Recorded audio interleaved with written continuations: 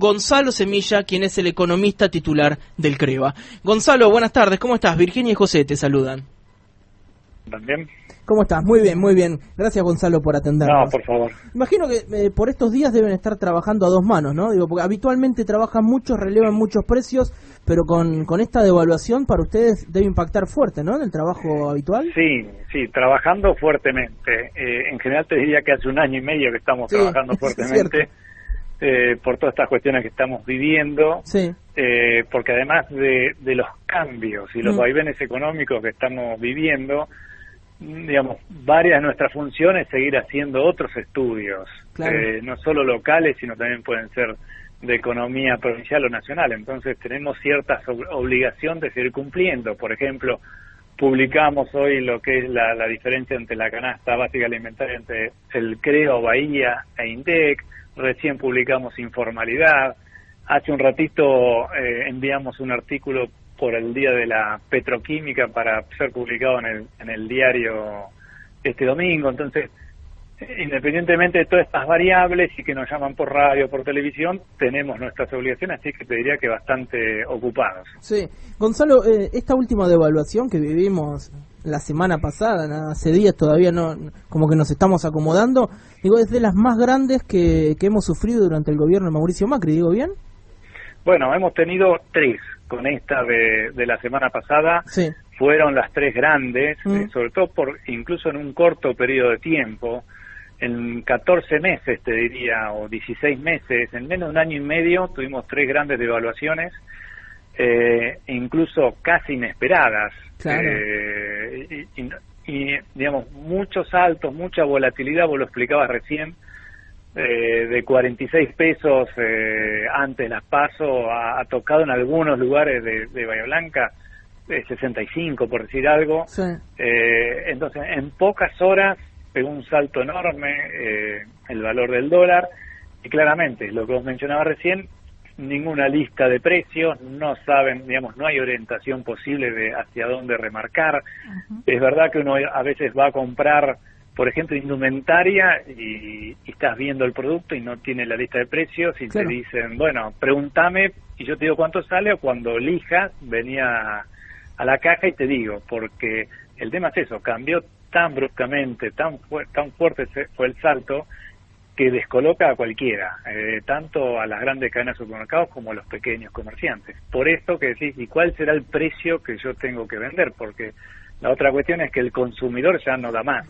Eso rato que no da más, entonces como que no avala aumentos, porque cuando ha habido aumentos tan grandes uno tiende a sustituir productos, los famosos segundas marcas y demás, y en el peor de los casos deja de consumir, que ese es el gran problema que estamos teniendo. Seguro, porque uno como consumidor intentando cuidar su bolsillo dice, bueno, voy a dejar de comprar estos productos secundarios, no sé, desde que puede ser un colador en un bazar a un parlante en una casa de electrodomésticos, pero también está del otro lado ese pequeño comerciante, el que tiene su casa de electrónica, el que tiene su bazarcito, que si nosotros dejamos de consumir, también ellos no le pueden pagar los sueldos a sus empleados, no pueden pagar las cargas sociales, no pueden pagar la luz. Digo, se genera ahí un descalabro en la economía muy severo. Totalmente. Que es la caída del consumo que genera esto. Claro, porque eso después depende de la espalda financiera que tenga cada uno. Exacto.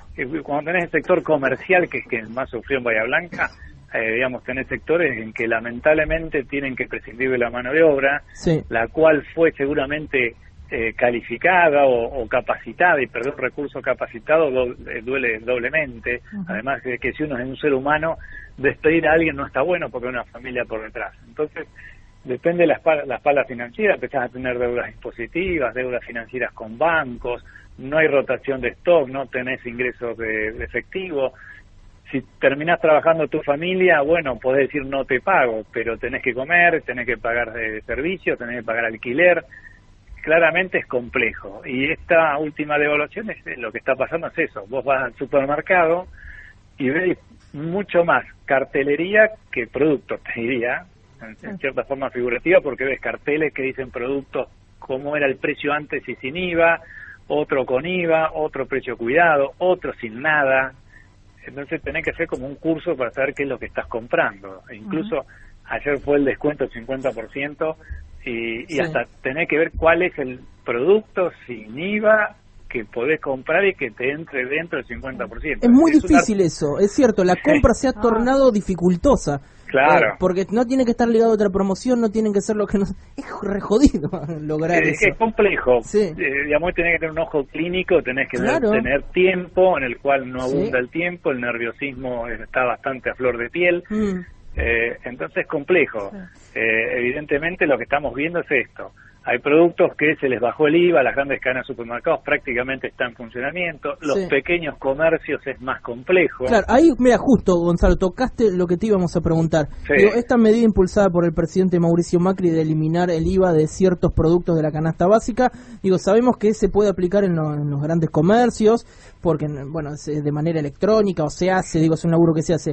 Ahora, en la economía informal, en el mercadito de barrio, en el kiosco, digo, ¿cómo se labura con eso? Digo, porque muchos no se entrega ni una factura ni nada, entonces... Bueno, justamente, es mucho más complejo, primero que está mucho más atomizado, tenés, no sé, cientos de comercios chiquitos que al alcanzarlos a ellos es mucho más complejo, necesita una infraestructura diferente, no solo informática, sino también de inspectores o lo que control, sea. Claro, control. Y después, vos dijiste, hay en general tenés una economía en blanco y en negro, en donde el comerciante a veces, no digo que ocurra siempre, pero vive porque, bueno, no factura. Seguro. Entonces, en esos casos, bueno, el precio de ese producto va a ser más caro si vos lo comparás con otros lugares que sí se está aplicando.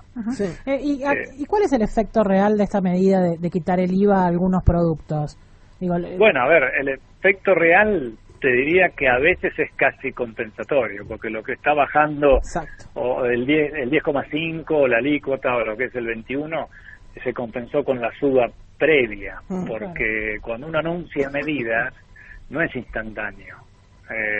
Por decir algo, una devaluación del 20% aproximadamente en un par de horas, y eso va en el mediano plazo a mejorar nuestro perfil exportador, pero no es mañana ya tenemos unas exportaciones fabulosas y entran dólares, lleva tiempo. Entonces, cuando uno anuncia medidas de este estilo, la implementación es costosa, entonces mientras ocurre eso, los precios se van actualizando.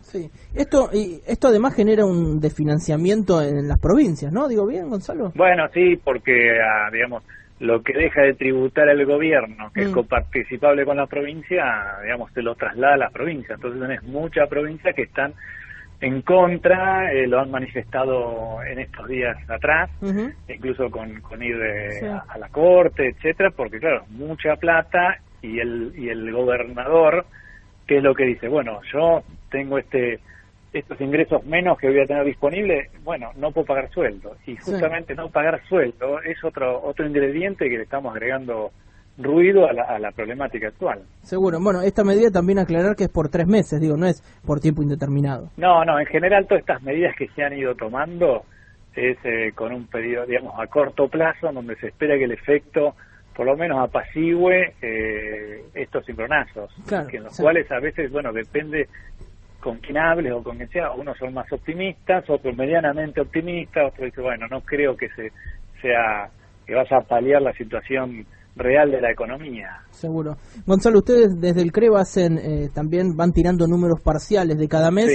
Digo, ¿qué es lo que hemos visto en agosto y qué se puede proyectar al cierre del mes? Mirá, nosotros estamos publicando semana tras semana las variaciones de precios de lo que sería el capítulo más importante nuestro, que es la de alimentos y vida. Claro. El capítulo de alimentos y vida, y ayer justamente publicamos que el acumulado llevaba más o menos el acumulado de lo que sería las tres primeras semanas de agosto, un 3,1% de variación de los precios, que cuando vos lo comparás con la tercera semana del mes pasado y con la tercera semana del mes de junio, etcétera, bueno, evidentemente se veía una aceleración de precios. Claro. No lo vimos en la semana pasada, que fue esto que estamos hablando, que había una desorientación importante, pero esta semana ya sí vimos aumentos en los precios, te diría alimentos semi-preparados, condimentos, alimentos preparados y listos para consumir, son los que más